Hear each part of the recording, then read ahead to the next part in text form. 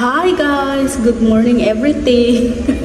Good morning everyone. Mayang buntag. And yes, I have my backpack now and my fins. And guess what guys, I'm back for backpacking. I'm gonna leave Eric. Backpacking and free diving. So but anyway guys, I'm going back to Mabinay because I have something to settle. I am going to Mabinay alone guys, and Eric will be stay here in Cebu because I have something to manage and renew or something, documents mga day. And he will going to drive me into bus terminal. Yeah. So, siya na yung magdadrive sa akin mga Inday papunta ng bus terminal. But before ako pupunta uwi ng probinsya mga Inday is babalik ako sa Mualbual kasi I have my friend from Germany. Nandito siya sa Pilipinas mga Inday. Pinuntahan lang talaga niya ako kasi gusto niya akong bisitahin. She also traveling mga guys. So, nag-meet kami kahapon. She's Hana. So, ando na siya sa bus terminal ngayon mga Inday. Nag-wait sa akin. So, magta-travel kami sabay. Tapos, mag-dive din kami ng sabay mga Inday. So, okay na naman si Eric na maiwan dito para sabi niya, minsan din, kailangan din namin ng me time. So, ayun mga Inday, respeto na lang kami sa isa't isa na gusto namin munang mag me time.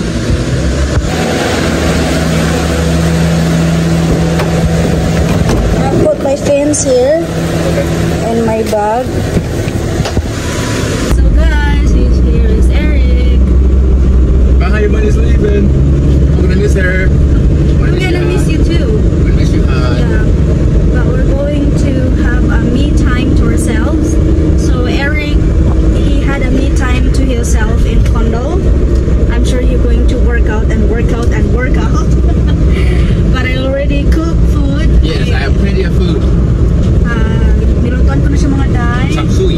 Chop suey, and there's another food. You bought me something yesterday. I don't know what it was, but thank you for thinking on it. Yes, you're welcome.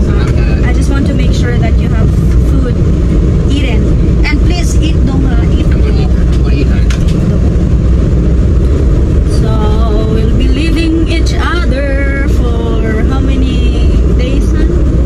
I'm not yet sure. Yeah, however long it takes you to get your business straight in Mabinay. Yeah. And also have some fun free diving and enjoying exploring, adventure. Yeah. So since Eric don't have a Philippine number, so I left my other phone in the condo because I don't want to happen it again when I was in Sikihor. I know when I was in Dumaguete and I could not contact him. And I don't know what happened to him. I get so scared, so I directly took an ocean jet and come here because it's been half day or whole day I did not contact him. Yeah, the internet was down and we couldn't contact each other on Messenger or email or... Yeah, so no email, no contact mga Inday. So I left him my other phone with my Philippine number so that if he don't have internet or he will not be online, I will call that number and check on him.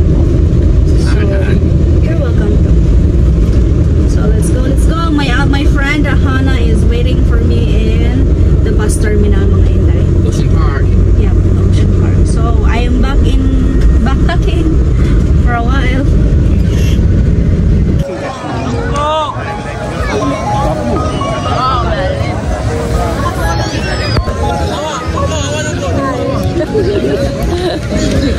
the sunset, look. You see? Yeah. It's pretty too.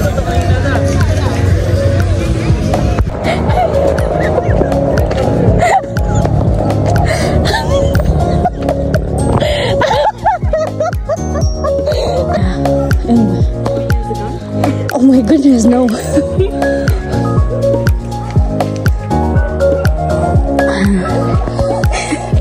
Mau na yung trabaho. Why do you walk that way?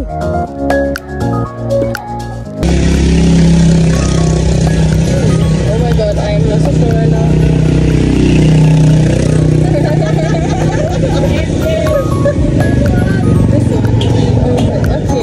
Okay. Can I just take it out of like this? I think, yeah. You want to try this? You don't want to put not yet. I want to know. Sweet. Is it alive? Is it alive? Yeah, we put it.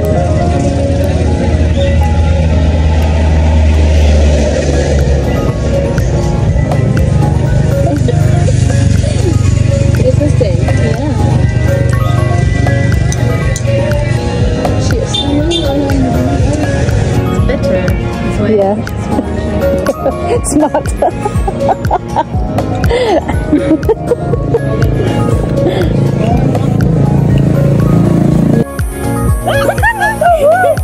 Don't hurt your. Don't hurt your.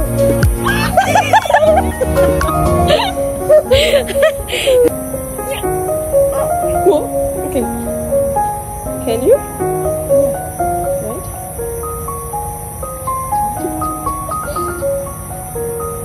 Yeah. Whoa! What? Are you good? Are you good? Fuck. Are you fine? Okay. It looked like.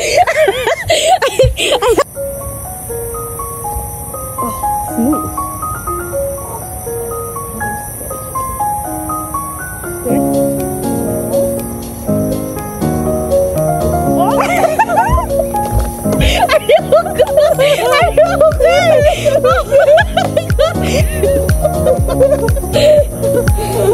Oh. It's video. Wait, how I turn? How do I turn?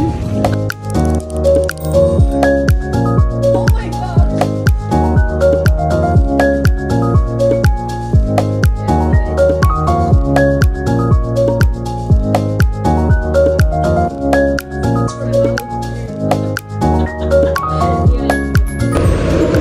Welcome to Negros. Hana. Good morning mga day. Andito na kami sa province namin. And yung bisita ko mga Inday, pinatulog ko sa kwarto ko. At ako ay hindi ako natulog sa kwarto ko mga Inday. Nagtabihan kami ng aking kapatid dito sa loob ng bahay. Kasi yung bisita ko mga Inday is from Germany. Best friend siya ng friend ko din noon mga Inday ba. Tapos gusto niya pumunta dito sa Mabinay. At timing naman din mga Day na pauwi din ako dito sa Mabinay kasi may i-process akong business permit mga Day. Yung business permit ko kakakuha ko lang. So hindi ko na nakita ba na yung validity ng business permit ko is until December 25. So hindi ko siya magamit is 2025 mga Inday kung hindi ko siya i-renew. Kaya umuwi muna ako dito para mag-renew. Yun nga lang mga Inday, sobrang dali-dali ko naiwan yung business permit ko na papel, yung documents ko mga Inday, naiwan ko doon sa condo. So paano ba mag-renew ng business permit? Naiwan mo, okay ra na magpunta sa City Hall or magpunta doon sa munisipyo namin para i-renew. Kasi naiwan ko mga Inday. Yun pa naman yung isa sa unang rason bakit ako umuwi. Tapos isa din sa rason bakit ako umuwi dito kasi naiwan yung motorcycle ko dito mga Inday. Ako na lang yung magdadrive pa uwi ng Cebu. So since andito mo naman yung bisita ko, si Hana, she's 23 years old mga Inday. Magkaibigan kami sa friend niya, friend ko din mga Inday. So gusto niya makita dito sa Mabinay. Sinabi ko sa kanya na baka magkasakit ka doon kasi nag-erap nga yung volcano dito, diba? Yung si Eric dito mga Inday, nagkasakit yun si Eric dito kasi sa volcanic eruption simula nung December 25 na nadapa siya hanggang sa buong buwan na nandito kami, palagi siyang may plema. So nakita ko yung bisita ko kahapon mga Inday sa pag-angat namin dito sa bukid namin, makikita ko na yung bukid ba na nag-white yung bukid, parang aso.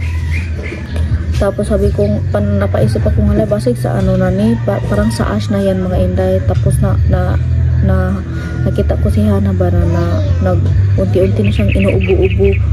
Sabi ko, ay, ito na mga foreigner talaga dito sa bukid, parang hindi hiyang mga Day.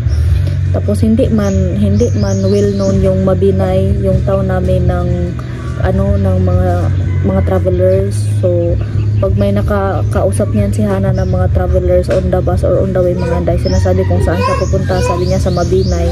Hindi hindi nila alam yung Mabinay. But anyway mga Inday, baka sasabihin nyo naman, iniwan ko na naman si Eric, no? So, nag-usap na kami ni Eric bago ako umuwi dito mga day, na kailangan din namin ng isa't isa ng me time, ng yung time niya, time ko din. So araw-araw naman kami nagkita mga Inday, kahit na hindi pa man siya matagal. Pero 1 month na siya kapin simula yung dumating siya dito mga day. So nag-usap kami na mag-spend muna kami ng time sa isa't isa, kasi nga kakabili lang din niya ng fins ko at gusto niyang maranasan ko yun sa dagat. So since na gusto niyong kabisita ko na makita yung Moalboal, so nagstay na naman ulit ako sa Moalboal mga Inday. 2 days kami doon.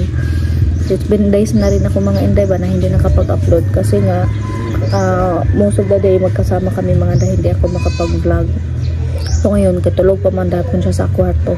So ako rin yung nag-give ng aking kwarto mga Inday, kasi naawa ako sa kanya. Sabi niya kasi bata pa sa kanya mga Inday, mga 23 years old pa yan. Tapos sabi niya may problema siya sa pera mga Day. So gusto niya maglaag, Beres Negro. So pinatuloy ko na lang ng libre. So siya na yung nagtiner sa kwarto ko. Ako yung nag-adjust. Ganyan talaga tayo mga Pinoy ba? Tayo yung mag-adjust sa mga bisita natin. Pero pag tayo yung pumunta sa kanila, wala lang. So okay kami ni Eric mga Inday. Okay kami ni Eric ngayong year na ito na pag-uwi niya. Siguro tama kayo na may sabi sa inyo na second chance is sweeter than the first time. So naging sweet si Eric sa akin. Ang dami niya mga gift, ang dami niya pinapakita sa akin. Nag-iba na si Eric mga Day. Tapos tinutulungan na niya ako sa mga gawaing bahay. Tapos alam niya na ayaw ko na hindi siya naliligo. So naliligo na din si Eric mga Inday. So more on na si Eric kasi si Eric kasi yung lalaki lang talaga, no? Mga pangalawang beses, 3 beses yung socks niya, yung medyas niya gagamitin. Sabi ko ayaw ko yan, hindi ko yan gusto. So palagi na siya, araw-araw na siya nagsa-change ng socks mga Inday. Tapos naliligo na rin siya. So happy ako nun. At sa mga nagsasabi sa akin yung last video na maraming binigay sa Eric sa akin ng mga Chanel or yung ano ba yung klase ng brand ng bag o yung earrings tsaka nung necklace, mga sinabi nyo na hindi ko ina-appreciate ko tapos sabi nyo kahit na walang kiss at hug naman after na yun mga Day, alangan ba naman ipakita namin sa inyo bitaw mga Inday, nihag ko sa Eric mga Day kasi nagpapasalamat ako. Tapos yung sinabi ko nga give me money, joke lang namin ni Eric yung mga Day, joke lang namin ni Eric yun, hindi yun talaga seryoso. Alam na Eric na nagjo-joke kasi sinasabihan din ako ni Eric na give me money. Si Eric kasi yung nagsimula nung ganun mga Day. So huwag kayong maging seryoso, magsasabi kayo ng mga negatibo dyan kasi hindi yun, joke lang sa amin yun. Kayo naman seryoso kaayo mo Tapos ngayon mga Inday, kay hindi man alam ng mga kapatid ko na iniwan ko si Eric sa Cebu. Hindi alam ng mga kapatid ko na backpacking ako mga Inday, pero hindi talaga long for backpacking, lang, short term of backpacking lang mga Inday. Sinamahan ko lang yung kaibigan ko dito kasi ang haba pa ng biniyahe ba. So, tapos ako lang yung pinuntahan niya dito. So nagtawagan lang kami ni Eric mga Day, nag-message lang kami, kinausap ko siya kung kumusta yung buhay niya doon sa kondo na wala ako. Sabi niya, feeling ko mga Inday mas naging happy kami for the short time na hindi kami magkasama kasi nagagawa ko yung gusto kong gawin. At siya rin mga Inday, sabi niya I'm so recharged, I'm so relaxed kasi sobra daw yung pag-exercise niya. Tapos hindi niya iniisip na andun ako sa kondo, so anytime pwede siyang umuwi sa kondo kasi nung pa ako sa kondo mga Inday, alas 8 pa lang umuwi na yan sa kondo mga Inday kasi daw iniisip niya kung nag-alala ba ako. So hindi ako nag-alala, basta sabihin mo lang na mag-walking ka o saan ka pupunta. So ayun mga Inday, okay kami. Tapos hindi naman niya tinatanong sa akin kung hanggang kailan ako dito. Palagi niya talagang sinasabi sa akin na magstay ka dyan or gawin mo ang lahat ng gusto mo, okay lang ako dito as long as alam ko na safety ka. Yun lang yung sinasabi ni Eric mga Inday. Pero at the same time, syempre napaisip ko din na baka sabihin niya na umuwi ako dito tapos wala ako. Pero siya na yung nagpupush sa akin mga inday na gawin ko yung mga bagay na gusto ko kasi nga bata pa ako. So yun yung gustuhan ko ni Eric mga day, kasi nakikita niya na bata pa ako and hindi ko kayang magstay lang forever sa isang lugar na wala akong hindi ko kayang magstay sa isang lugar na hindi lang, parang wala lang, parang same lang sa kanya ba kasi matanda na siya, okay lang sa kanya na magstay lang dyan, nag-exercise, going to the mall. Ako mga inday, parang gusto ko talagang i-explore. So I'm so happy kasi nakita niya yun. At hindi ko tinago sa kanya yung mga inday. Kaya siya na yung nagpupush sa akin na pumunta ng Vietnam, pumunta ng Thailand. Yun nga lang, isang hanap talaga ako ng tour. Tapos yung tour naman papuntang Thailand mga inday na 5 days lang, 45,000 yung magagastos ko. Kaya umatras ako mga day. So, umatras ako. Tapos, hindi ko alam kasi yung ticket pa Vietnam ko na-refund na. Tapos, wala mga inday, gusto kong mag-international kasi si Eric yung palaging nagpupush sa akin, pero ako yung takot kasi baka ma-denied ako ba, matataka ng offload yung passport ko, delikado na or lisod na kaayo basta next ko magbiyahe. So nag-waiting na lang ako mga inday ko if kung may group tour. Pero kung if may sino po sa inyo ang may group tour dyan na nakikinig sa akin ngayon, please comment down below. Baka po pwede akong makisama sa inyo para naman maka-experience ko kung ano yung flying internationally or ma-experience yung ibang bansa. Minsan mga inday, nagkausap kami ng friend ko dito na si Hannah from Germany. Sabi ko sa kanila na I'm so jealous kasi sila makapag-travel sila easily around the world. Magbibisita nila yung mga countries around the world na mag-extend lang visa nang walang kahasol-hasol.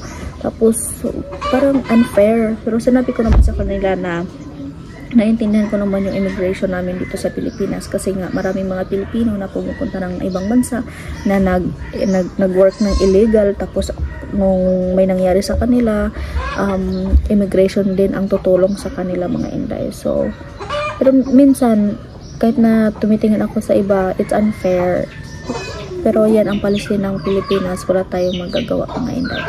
But anyway, today, susubukan ko mga inday kung ano yung pwede kong magawa sa pag-renew ng business permit ko. Hindi ko alam, bakit ang tanga-tanga ko talaga. Kasi naiwan ko yung documents ko na kailangan ko naman talagang i-process dito mga inday para magamit ko. Ay nako. Pero okay lang yan. Siguro mga inday, magsastay ako ng 5 days dito sa Negros. Tapos, siguro magpasikihor ako. Tapos balik ako ng Cebu mga inday. So we are okay, I am okay, and okay din si Eric, and we decided to do this together mga inday na maghiwalay muna. So hindi ibig sabihin hiwalay na wala ng contact, we still do communicate, pero we have our time doing our stuff mga inday. So ayun mga day, ito muna ang gagawin ko ngayon. Ito muna ang update ko sa inyo kasi it's been 5 days na hindi ako nakapag-update sa inyo, and alam ko marami sa inyo nag-aantay sa upload ko. So magko-coffee muna ako mga inday at aantayin ko yung bisita ko na gumising kasi may pupuntahan kami ngayong araw na yun mga inday. So thank you so much for watching, and ingat po kayo lahat mga inday, and please comment down below kung ano yung mga opinion nyo at babasahin ko po. Thank you so much and God bless.